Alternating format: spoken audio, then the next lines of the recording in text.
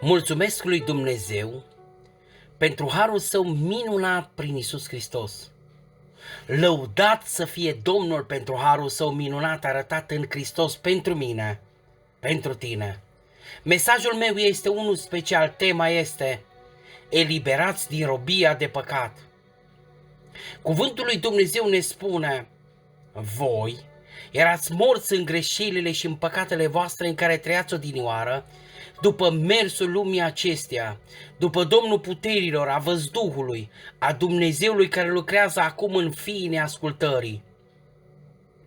Între ei eram și noi toți odinioară când trăiam în poftele firii noastre pământești, când făceam voile firii pământești ale gândurilor noastre și eram din fire copii a mâniei ca și ceilalți. Dar Dumnezeu, care este bogat în îndurare, pentru dragostea sa cea mare cu care ne-a iubit, măcar că eram morți în greșelile noastre, ne-a adus la viață împreună cu Hristos. Prin har sunteți mântuiți. Efeseni, capitolul 2, de la versetul 1 cu versetul 5.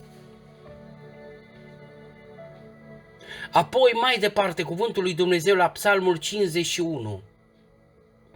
Iată că sunt născut în nelegiuire și în păcat m-a zămislit mama mea. David se recunoaște înainte lui Dumnezeu și el spune: spală-mă cu dezăvârșire de nelegiuirea mea și curățește-mă de păcatul meu.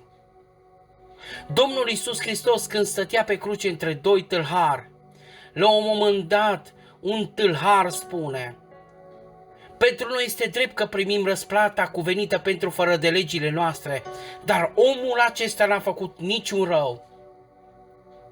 El a mai zis și apoi a zis: Doamne, adu-ți aminte când vei veni, când vei fi în împărăția ta.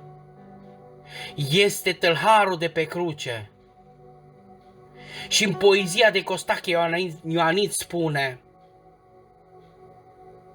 iată că stă un tâlhar în fața zidurilor în ceruri. Iar îngerii spune: cine ești? Eu sunt un tâlhar. Nu este loc pentru tine aici. Dar eu nu sunt orice tâlhar, sunt tâlharul care am stat cu Isus. Dacă e Isus aici în slavă, spune că a venit tâlharul. Vino, poarta e deschisă. Cuvântul lui Dumnezeu este cel care ne ajută și am vrut să vă dau un exemplu, căci tâlharul a intrat în ceruri. Apoi mergem mai departe, căci este un singur Dumnezeu, un singur mijlocitor între Dumnezeu și oameni, omul Iisus Hristos. Iisus Hristos a venit pe pământ ca să ne elibereze de robia păcatului. Eram căzuți în mocir la lumii, eram în păcat, eram jos de tot, dar Dumnezeu a trimis pe Iisus Hristos. Prin El suntem eliberați. Prin El suntem eliberați, prin sângele Lui spălați. Prin El avem viață. Mocirla este păcatul. Lumea și tot ce este rău. La Efeseni, capitolul 2, cu versetul 1. Voi erați morți în greșelile și în păcatele voastre. Versetul 2. În care trăiați odinioară după mersul la lumii acesteia, după Domnul puterii văzduhului, a văzduhului care lucrează în fiii neascultărilor. Versetul 3, 4 și 5. Între ei eram și noi toți odinioară când trăiam în poftele firii noastre pământești, când făceam voile firii pământești ale gândurile noastre și eram din fire copii a mâniei ca ceilalți.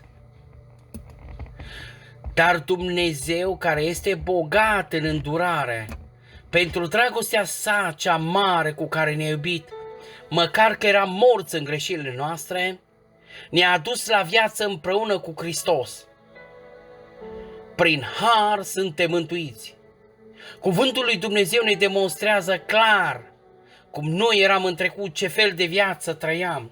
Cuvântul lui Dumnezeu este o hartă pentru viața noastră. Ea ne arată traseul pe care să-l urmăm cu indicații exacte. El este busola lui Dumnezeu pentru mine și pentru tine. Cum putem fi eliberați din robia de păcat?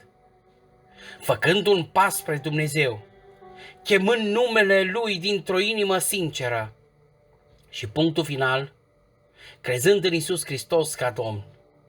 O cântare de pe volumul 4 ne spune: crezând în Iisus, voi merge înainte, chiar când furtuna va lovi în barca mea, și prin întuneric mă voi ruga fierbinte, chemându-L pe Iisus ca Domn în viața mea. Ca să fii eliberat din păcat nu vei putea singur. Și eu am încercat, dar nu am putut, deoarece suntem neputincioși.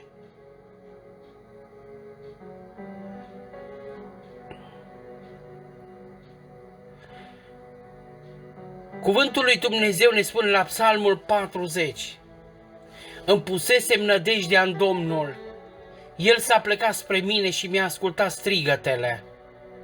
Într-una din zilele vieții mele, Iisus Hristos s-a plecat și asupra mea atunci când eram căzut la pământ. Când eram în încercările cele mai mari în viața mea, când am ieșit pe ușă, trebuia să plec din casa mea, am fost scos afară, eram pe stradă, când mi-am ridicat ochii și am văzut că nimic nu mai era în viața mea, când eram doborât la pământ, în strâmtorarea mea l-am chemat pe Domnul: cheamă-L și tu. Ce a făcut El? M-a scos din groapa pieirii, din fundul mocirlei. Mi-a pus picioarele pe stâncă și mi-a întărit pașii. Mi-a pus în gură o cântare nouă, o laudă pentru Dumnezeul nostru. Mulți au văzut lucrul acesta și s-au temut, s-au încrezut în Domnul. Tu crezi că vei putea singur? Te înșeli. Numai prin Iisus vei reuși.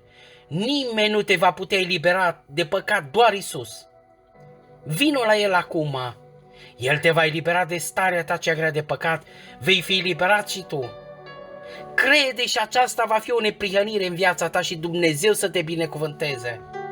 Versetul 1. Într-adevăr, legea Duhului de viață în Hristos m-a izbăvit de legea păcatului și a morții.